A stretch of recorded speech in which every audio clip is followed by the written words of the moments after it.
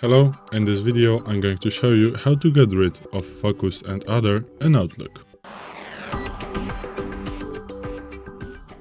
So, as you can see, I'm using the Outlook 365 version as a desktop app, which is this one right here.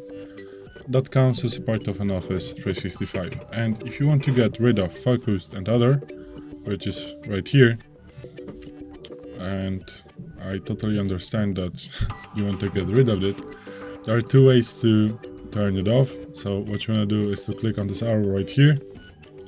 Oh, sorry, no, this little arrow right here. And then you need to unselect the show focused inbox. And now, as you can see, you have all and unread.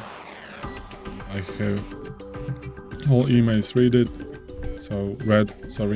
so there's nothing in unread. And also you can turn it off by going to the view section, which is right here. And then here is the option show focused inbox. So if you select it and it looks like this one right here, you're gonna have the focus. And if you unselect it, you're going to have the normal view. And also, as you can see,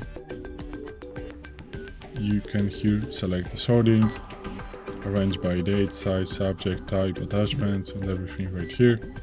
So maybe you want to have some maybe first attachments or a type or a subject or size of the email. You know, you can set the settings up to you.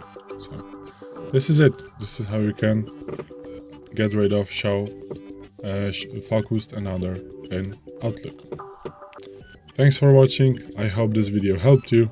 If it did, please hit a like and consider to subscribe to our channel. Bye.